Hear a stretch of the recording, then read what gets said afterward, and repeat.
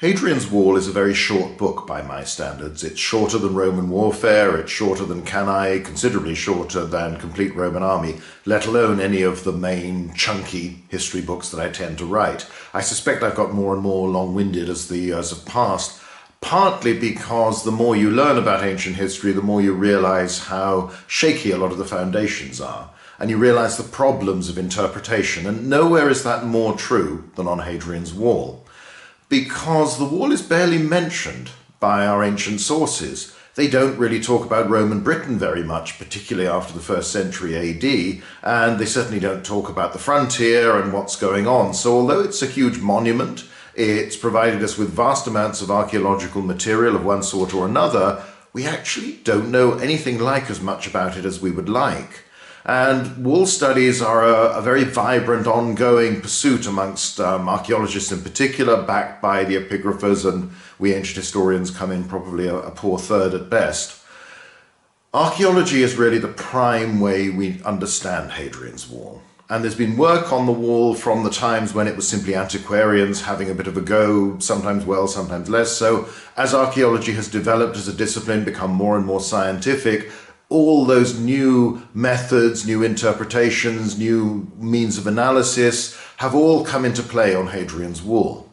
But having said that, the wall was about 80 Roman miles long, and only a tiny fraction of it is visible today, and a slightly bigger fraction has ever been touched by archaeologists, has ever been excavated. It's very large. One of the drawbacks of the increasing precision and sophistication of archaeology is that it gets more and more expensive. Archaeologists now can find out and deduce an awful lot from very small areas, but it takes time, it takes money, and archaeology is not one of those pursuits in life that is blessed with limitless resources, unfortunately. Therefore, there's a lot that we don't know, there's a lot yet to discover. So just a few decades back at just to the east of Steel Rig, the extra turret was discovered. We thought there should always be two between the mile castles on Hadrian's Wall. Another one turns up. We don't yet know how many more peculiar installations like this there might well be. There are surprises absolutely every year. There's usually some work going on Hadrian's Wall, and in particular at the fort of Vindolanda, which isn't on the wall, but existed throughout the wall's history and is a couple of miles to the south. It was part of the system. Thankfully, because they're a private trust and they managed to raise the money, they excavate every year, and they're moving now to Carvoren, one of the forts actually on the wall, so it'll be fascinating to see what they turn up there. But they surprise us every time they put a spade into the earth, pretty much. And that's also true elsewhere. It causes us to revise our interpretations, our views, but also suddenly something we've thought was solid for years is turned out that it isn't. That in fact, new excavation goes in and finds out that the earlier work was mistaken. It didn't quite appreciate the levels or the nature of the structure. So often archaeologists can uncover part of a site and they have to deduce and guess what else was there. And when you sometimes look, often there are surprises. So this, for me, is a book that is more based on archaeology than perhaps anything else I've written, because that's the nature of the subject. I've tried to put it into the context of Roman frontiers elsewhere, and again, Hadrian's Wall has always fallen into this background, the context of Roman frontiers elsewhere. But the big problem with the wall is that there's nothing quite like it anywhere else. Even the Antonine Wall, that's built in the 2nd century, in the middle of the 2nd century AD, further north, in what's now Scotland, is different in the way it's designed, the way it's constructed, presumably to some extent in the way it was supposed to work, compared to Hadrian's Wall. So, as most of the wall scholars will tell you, the more you learn about Hadrian's Wall, the more puzzled and baffled you become, because it raises so many questions. In this book, I've tried to give the reader some sort of idea of that evidence we have. It can't be a compendium of everything we know about all the sites on the wall, all the excavations, all we know about the Roman army in this period, but to give you a glimpse of that, a taster of it, of the sort of evidence we have and of the ways we interpret it. There have been some major advances in understanding the wall in recent years, particularly its construction, its the initial surveying that plotted out the line it would follow, but there are still big questions. The vallum, which is a mistake by earlier scholars. It's a very large, very wide ditch behind the wall, sometimes quite close, sometimes not, and it's still clearly visible in a lot of places today, isn't matched by anything anywhere else in the Roman Empire. It's not quite clear what it was there for, because the wall itself is peppered with lots of gateways, lots of passageways through the wall. The vallum was not. Although when the wall was abandoned for the building of the Antonine Wall, the vallum was slighted, there were some crossing places put there that don't ever seem to have been removed because you can still see traces of them. And it's not quite clear how the vallum was supposed to function altogether. But it's one of many massive mysteries. Another one you could talk about is, obviously you can see a little bit of it in the picture behind me there, that's Mile Castle 39, and you can see traces of the wall there in the central section, one of the most famous bits. You've got Crag Loch beyond it. And it's a very nice walk. If you keep going in that direction, you'll get to Housesteads, probably the most frequently visited fort on Hadrian's Wall, and in many ways perceived as the typical one by most visitors. But as you can see, the wall only survives to a few feet high, and it's neat and tidy there because it was restored in the late 19th, early 20th century and conserved in that way to look like that. But obviously the original was bigger. We don't know how much bigger, how tall it was. One of the few indications are the steps in Poltros Burn Mile Castle 48, where you can calculate roughly the height of the wall as about 11, 12 feet. Something like that, at least the walkway, but that's inside the Mile Castle. And some scholars believe that in fact the wall itself didn't have a walkway, that it didn't need one, that it was simply a big solid stone barrier like the wooden stockades that are built in Germany and on the frontiers in Europe, elsewhere, that is simply meant to block movement. It isn't a platform from which you observe, let alone fight. So it's possible that the wall just ended in a blunt top, some sort of roofing, some tiling, though we would have thought we would have found more of those, or it might have had a walkway. Personally, I incline towards that because to me it makes sense that you would want people to think that they could be spotted from almost anywhere on the wall. However, that's deduction, that's guesswork, and so much of the interpretation of the wall is guesswork of that sort. One of the themes of the book is to explain all these problems, give an idea of just how difficult it is to be sure of anything, but also to remind ourselves of one thing.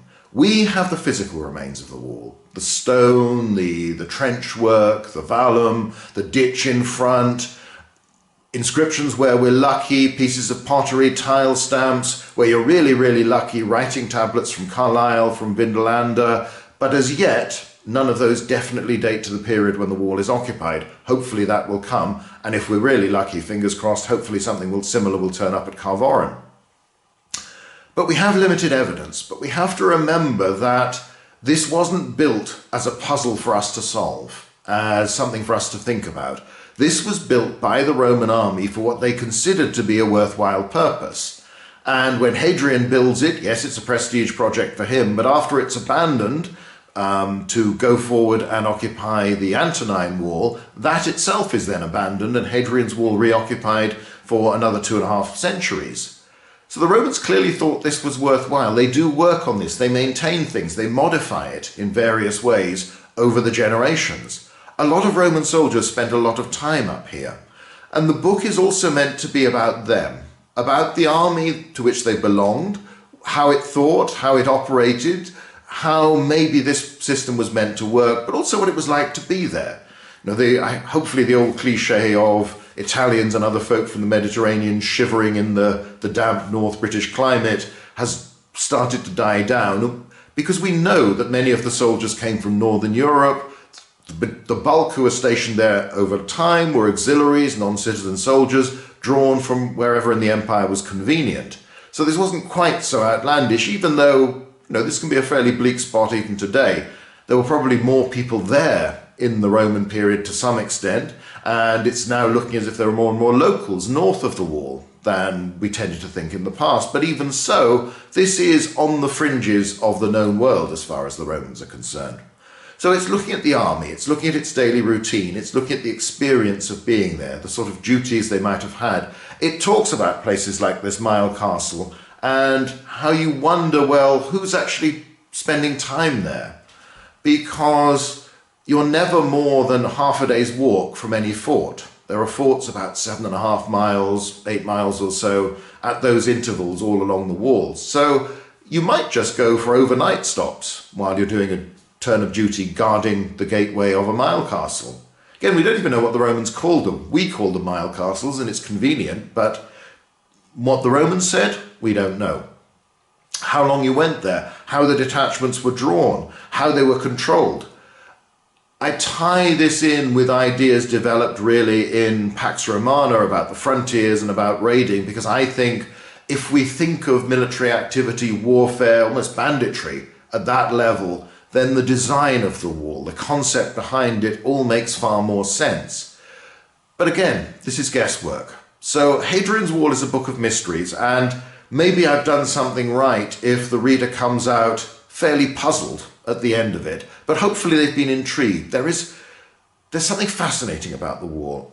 It is in much of it in dramatic country like this. Other parts of it are there in the streets of Newcastle City today, or in the much gentler rolling landscapes to the east and the west, rather than the central section, which is more craggy. But you've also got around the Cumbrian coast not a wall, but a continuation of the line of small fortlets equivalent to mile castles, towers equivalent to turrets. So that's another mystery. What's that for, and how is that intended to work?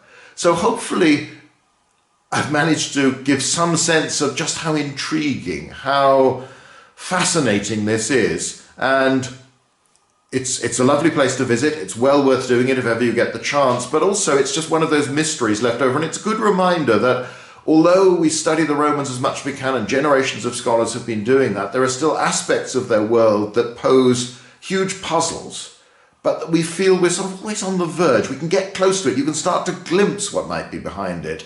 But then you have to be very aware that if the new evidence comes along, then you have to revise that view. So it might well be that in 10 years' time, there would have been several discoveries that will mean some of what I've said in the book is no longer true. Where I've said there are only X number of examples of this, that's no longer true, or this is not known from Hadrian's Wall, maybe it will be. It's exciting. Wall studies are ongoing, they're exciting, they're dynamic, and they do tell us about something that the Romans invested huge resources in, both of manpower and time and effort and material, and they kept them there for a long time. So, there's got to be a reason behind all of this. So that's something of the mystery of Hadrian's Wall, and hopefully that's something that comes across in the book.